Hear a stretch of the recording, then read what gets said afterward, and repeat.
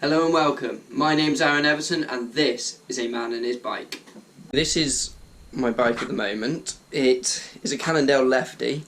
Some of you will like and some of you won't like. I mean, I really love it. I've decided with this quarantine that I'm going to rebuild my bike. What am I replacing it with? Well, currently I've already put on the cogs, so I've got my nuke-proof pedals here. I'm using a Tram GX group set, which is going to be replacing what's currently on my bike. Just massive, that cassette. Not too sure what the best saddle is, but hopefully you can work it out.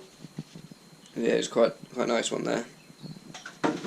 And then what I have got, replace the brakes, these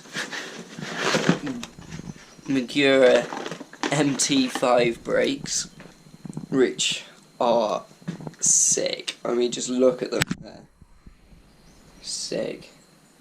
So that, and then I do also have some 180mm disc brakes, but I think I'm going to stick with my 160mm ones. What I didn't realise with the Magura brakes is that the way they're set up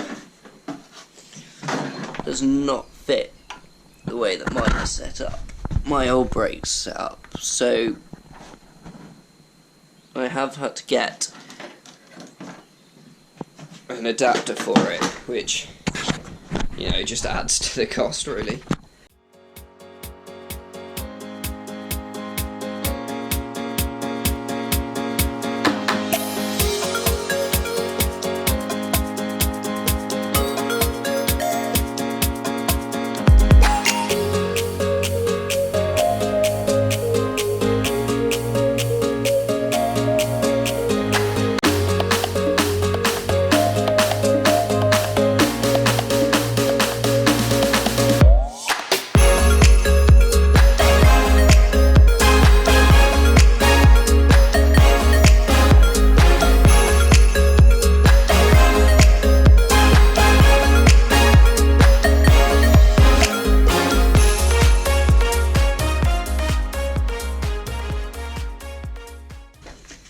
Give it a test.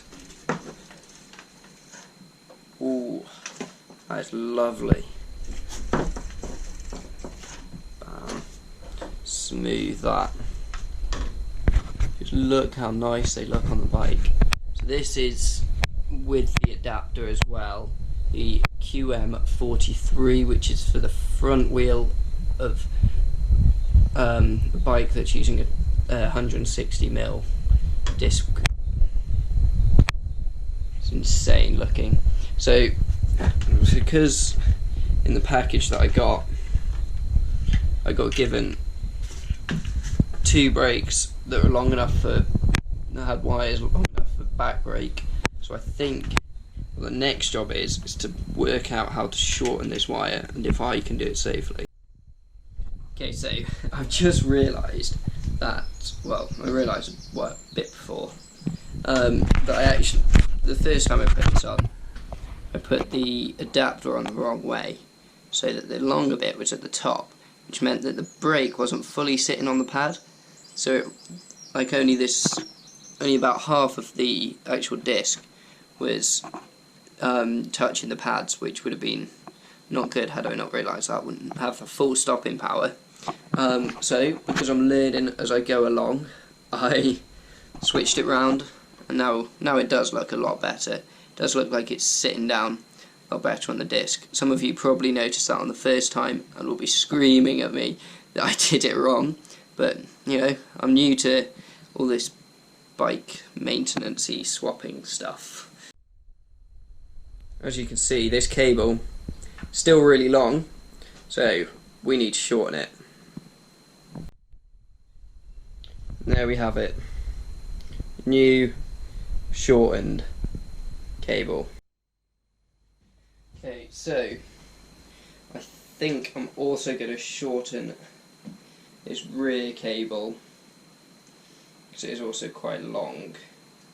Only shorten it a little bit, but we will see how. We'll see how much once I get this first bit cut. So to shorten the wire, you just cut it about 15 centimeters up from the brake lever, and then put one of these small white stoppers in the end. Push it in firmly with your thumb. There we go, that one's all in. Leave that to the side for now. And then you've got to carefully undo here. Make sure you don't move or this lever or even press it. Undo this. Let all the brake fluid come out. Let it. This is now rubbish. Throw that away. Don't be needing that.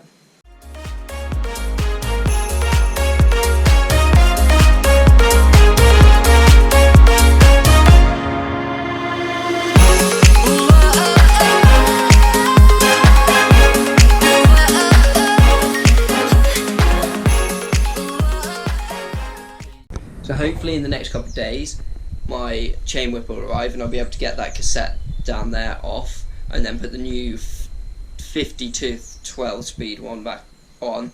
Hopefully it'll fit, bang that on the bike, put the chain on, put the rest of all the gear stuff on, and then be ready to ride. We're just going to take off the rear cassette now. It is really stuck on because I don't think it's ever been taken off. So I brought my dad in to help. So one of us can hold the chain whip and the other one can hopefully get it off, but we'll see. God. Bloody hell. See, it's... Oh my God. Can we have a feel?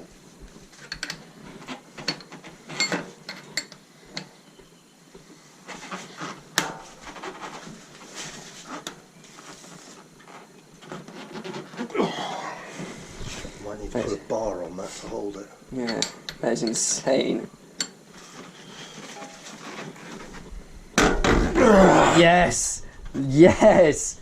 Oh my gosh, the strain in that. There we go. All of that, just to take that off. That is insane. There we go. Now we can carry on. Just to take that off. Yeah.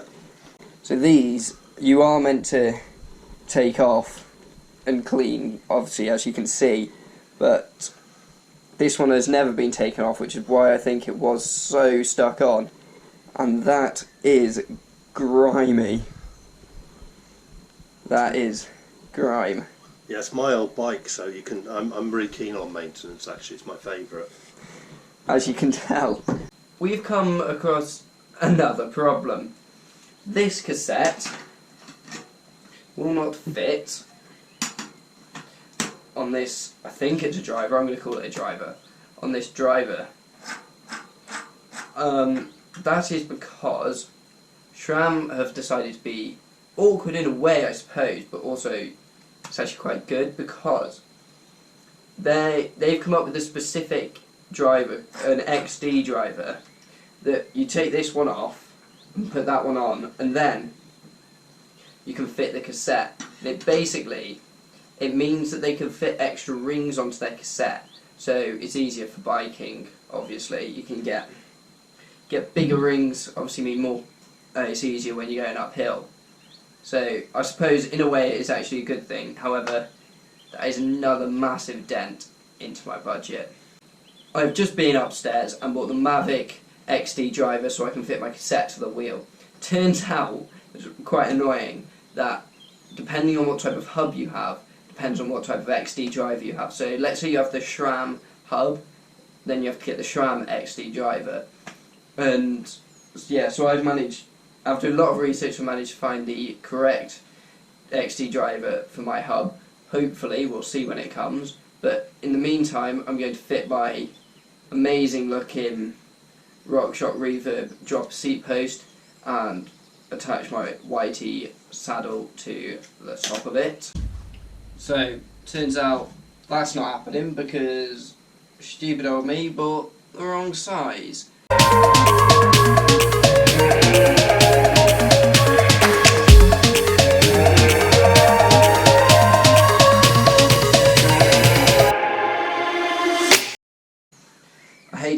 guys, but I'm going to have to end the video here for today because the XD driver that I need to be able to fit the cassette onto my rear wheel hasn't arrived due to the postal service being a lot slower. This is really annoying, but hopefully this next coming week we'll be able to smash that all out and hopefully no more problems, because I've only got the rear derailleur, the cassette and the chain to put on. However, I don't want to speak too soon because I can just sense that there's going to be something wrong, something else that I need to buy, which is going to be really annoying. However, I am keeping my fingers crossed that there isn't, and it's all smooth sailing from here. And then I'll be able to get out and test the bike. I also know that I haven't done the Endo 180 at the end of this video that I said I would do last video. That is because I did do a massive session on it. Don't know if it's my technique or anything, but from pushing the back end around, I've got a massive bruise on the side of my leg from it like rubbing against my leg or something, not really sure. But that's actually quite painful, so I did have to stop. However, I'm very hopeful that we'll be able to get that done next week because I'm only about 20 degrees or so off the 180. I hope you enjoyed it. If you did, please subscribe, and don't forget, same time next week is another video. See you next week.